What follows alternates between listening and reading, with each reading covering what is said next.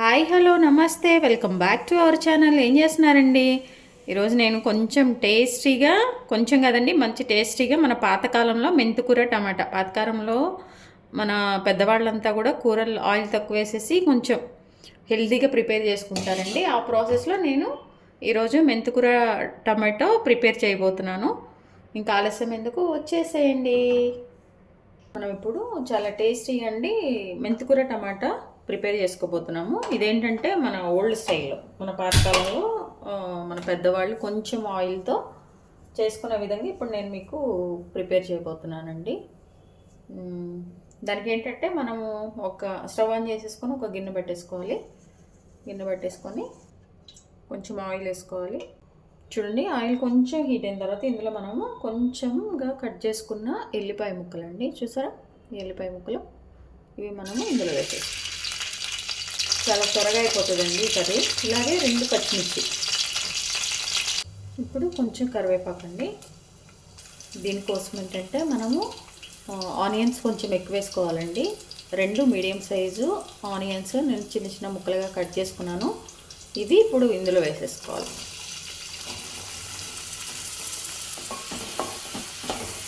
ఇలా మన onions fry అవుతుండగానే మనము కొంచెం వెల్లిపాయ పేస్ట్ వేసుకోవాలి. ఎక్కువ వేసుకోకూడదు, కొంచెం వేసుకోవాలి. మళ్ళీ చక్కగా పచ్చివాసన పోయే వరకు 2 మనం మంచిగా మిక్స్ చేసుకోవాలన్నమాట. చూడండి, చక్కగా ఎల్లిపాయలు వేగుతుంటే ఆ స్మెల్ భలే ఉందండి. అంటే ఆనియన్ ఎల్లిపాయలు ఎందుకు వేసామంటే తినేటప్పుడు కొంచెం పంటికి అట్లా బాగుంటుందండి. అల్లం వెల్లిపాయ పేస్ట్ కూడా వేసాము. అట్లా కాకపోయినా మనం అల్లం కూడా చిన్న చిన్న ముక్కలుగా, ఎల్లిపాయలు కూడా చిన్న చిన్న ముక్కలుగా మనం కర్రీలో వేసుకుంటే అదొక టేస్ట్ వస్తుంది అన్నమాట. చక్కగా చూడండి, ఆనియన్స్ అన్నీ కూడా కొంచెం కలర్ చేంజ్ అయ్యే వరకు మనము వీటిని కలుపుకుంటూ వేయించేసుకోవాలి. 1/2 టేబుల్ స్పూన్ అట్లా పసుపు అన్నమాట. ఇందులో మనం అసలు వాటర్ అనేది యూజ్ చేయమండి. చూడండి, ఇది చక్కగా ఫ్రై అయిపోయాక మనం ఇందులో ఇంకొంచెం ఒక 2 నిమిషాలు టైం పడుతుంది. పచ్చివాసన అంతా పోయి మంచిగా ఈ ఆనియన్స్ అన్నీ కూడా వేగే వరకు మనము ఒక 2 నిమిషాలు ఇట్లా కిందంతా అంటకుండా తిప్పుకుంటూ మనం ఫ్రై చేసుకోవాలన్నమాట. ఇప్పుడు ఏంటంటే ఇందులో దీనికోసం అని చెప్పేసి నేను ఒక 2 టమాటాలు అండి, కొంచెం బాగా పండినవి అయితే బాగుంటాయి. పండిన టమాటాలు ఏంటంటే ఇవి చిన్న చిన్న ముక్కలుగా కట్ చేసుకున్నాను. ఇట్లా 1 కప్ అయిపోయినాయి అన్నమాట. ఇవి కూడా మంచిగా మనము కలిపేసుకోవాలన్నమాట. ఈ టమాటాలు ఇవన్నీ కూడా మంచిగా మగ్గిపోవాలి. పాతకాలం పద్ధతి కదా అని చెప్పింది, ఏంటి ఏం చేయట్లేదు అనుకుంటున్నారా, చూపిస్తాను. కొంచెం ఇట్లా టమాటాలు అన్నీ కూడా చక్కగా మగ్గిపోవాలండి. కొంచెం ఆడకుండా కలుపుకుంటూ మనము వీటిని మగ్గే విధంగా చేసుకుందాం. చూడండి, చక్కగా ఈ కర్రీ హాయిగా చపాతీకి కానీ రైస్కి కానీ దేనికైనా బాగుంటుందండి. గ్రేవీగా తింటుంటే బాగుంటుంది. ఈ మెంతి కూర చాలా హెల్తీ కదండి, మనకి బాడీ కూల్ అవుతుంది చక్కగా. లీఫ్ కూడా మనం 2 మెంతులు దాని అందులో వేసేసామంటే మన కుండీలో చక్కగా మెంతి కూర వస్తుంది. చక్కగా వండుకొని తినవచ్చు. పైగా ఈ మెంతాకుని మనం ఎందులో వేసుకున్నా కానీ టేస్ట్ మాత్రం అదిరిపోతుందండి. నాన్ వెజ్లో అయినా వెజిటేరియన్లో అయినా రోజు మనం యూజ్ చేసుకున్నా కానీ టేస్ట్ మాత్రం భలే డిఫరెంట్గా భలే ఉంటుంది అన్నమాట. చూడండి, మన టమాటా కూడా మగ్గిపోయింది. ఇప్పుడు దీనికోసం అని చెప్పేసి నేను మెంతికూర టమాటా అన్నా కదండి, మెంతికూర అయితే ఒక పెద్ద కట్ట తెచ్చుకున్నాను.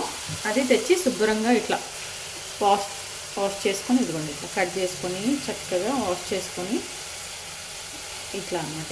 ఇట్లా పెట్టుకున్న దీన్ని ఇప్పుడు మనము ఇందులో వేసేసుకుంటున్నాం. చూడటానికి కొంచెం ఎక్కువ అనిపిస్తుంది కానీ మంచి కర్రీ అయిపోయాక ఏముండదండి. అలాగే మెంతు కూర కొంచెం ఆకు ఎక్కువ వేసుకుంటే కనుక ఉప్పు కారాలు అవి కొంచెం చూసుకొని వేసుకోండి. ఎందుకంటే మెంతా కంటే కొంచెం చేదు ఉంటుంది కదా, దానికోసమని. అలాగే ఏంటంటే ఈ పెద్ద లీఫ్లో అయితే అంత చేదు ఉండదండి, చిన్నవి అయితే మాత్రం చాలా చేదు ఉంటుంది. ఈ పెద్ద మెంతి లీఫ్లో అయితే అంత చేదు ఉండదు అన్నమాట. అయినా మనం కొంచెం ఉప్పు కారాలు అట్లా చూసుకొని వేసుకుంటే బాగుంటుంది. అందుకే టమాటా కూడా కొంచెం ఎక్కువ వేసాను నేను. ఆనియన్స్ ఇవన్నీ కూడా అన్నీ కరెక్ట్గా ఉంటేనే కదండి కర్రీ కూడా టేస్ట్ ఉంటుంది, అందుకోసమని అనమాట. చూడండి, ఇది మంచిగా మిక్స్ చేసుకోవాలి.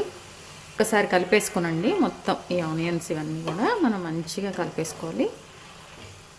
ఇట్లానే మనం మూత పెట్టి కూడా మగ్గించవచ్చు. మనం ఇప్పుడు దీన్ని ఆవిరితో మగ్గిస్తున్నాం అనమాట. అదే పాతకాలంలో ఇట్లానే చేసుకునేవాళ్ళు అనమాట మెంతాకుతో. ఈ ఆకుకూరలు కొంచెం ఇట్లా ఆయిల్లో వేయగానే కలర్ చేంజ్ అయిపోవటం, కొంచెం అవంతా కూడా కొంచెం డిఫరెంట్గా అనిపిస్తుందండి. అట్లా కాకుండా ఏంటంటే కొంచెం ఇప్పుడు మంచిగా దీనికోసం ఏంటంటే చక్కగా ఒక ప్లేట్లో నీళ్ళు తీసుకొని చూడండి, మనం వాటర్ అనేది యూజ్ చేయమండి. ఇట్లా ఒక ప్లేట్లో మన గిన్నెకి సరిపోయే సైజులో ఉన్న ఒక ప్లేట్ తీసుకొని అందులో వాటర్ పోసుకొని దీని మీద పెట్టేసేయాలన్నమాట. ఇంకా ఆవిరికి అదంతా కూడా మంచిగా మగ్గిపోతుందండి. కూర అసలు అదిరిపోతుంది అనమాట. ఇట్లా మనం ఒక 5 నిమిషాలు వదిలేయాలి. చూడండి, ఒక 5 నిమిషాల తర్వాత మనము ఈ ప్లేట్ చిన్నగా పక్కన పెట్టేసుకుని మళ్ళీ ఒకసారి మనం కలిపేసుకోవాలండి.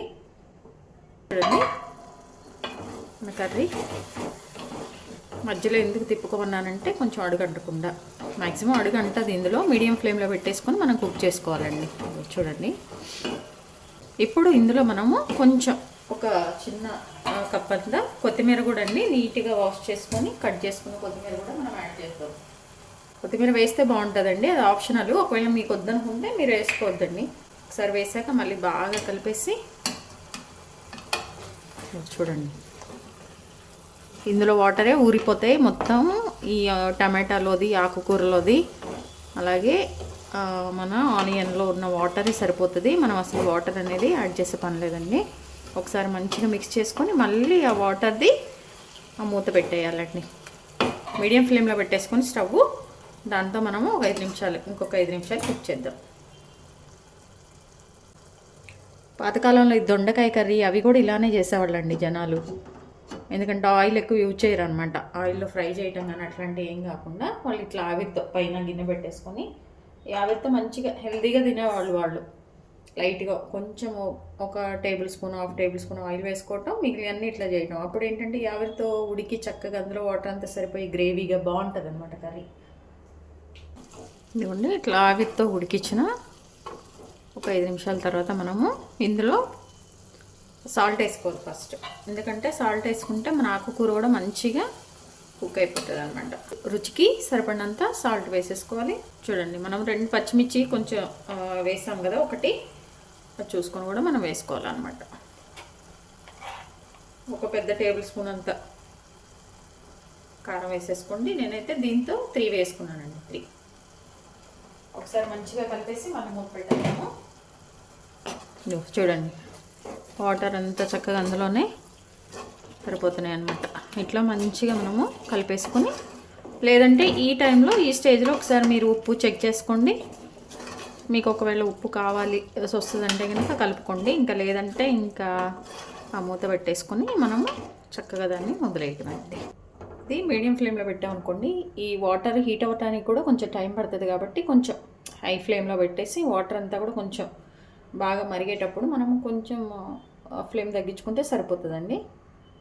ఆల్మోస్ట్ మన కర్రీ అయిపోయింది. ఉప్పు కారాలన్నీ వేసేసాం కదా, ఇంకా కొంచెం అది ఆకు కొంచెం కుక్ అవ్వలేదండి. అది కుక్ అయ్యే వరకు అని చెప్పేసి ఇంకొక 2-3 నిమిషాలు ఉంచేసాక మనము స్టవ్ ఆఫ్ చేసుకోవటమే. ఇదిగోండి, ఇప్పుడు ఒకసారి మన మూత తీసేసుకొని మన కర్రీ చూసుకుందామండి. చూసారా, మన మెంతికూర టమాటా కర్రీ అండి.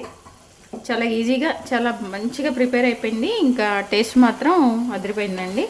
ఇది చపాతీకి కానీ రైస్కి కానీ దేనికైనా బాగుంటుంది అనమాట. కొంచెం ఆనియన్స్ ఎక్కువ వేసుకొని ఆ చేదు అనేది లేకుండా చాలా టేస్టీగా వచ్చిందండి కర్రీ. ఇంకా స్టవ్ ఆఫ్ చేసుకొని సర్వ్ చేసుకోవటమే. చూసారండి, మన మెంతికూర టమాటా చాలా టేస్టీగా మంచిగా ఆవిరితో కుక్ చేసండి. మంచి టేస్ట్ వచ్చింది. ఇది దేనికైనా బాగుంటుంది. మీరు తప్పకుండా ట్రై చేయండి. మీ విలువైన సమయాన్ని కేటాయించిన వీడియోస్ చూస్తున్నందుకు మీ అందరికీ ధన్యవాదాలండి. మీకు నచ్చినట్లయితే like, share, subscribe. Thank you.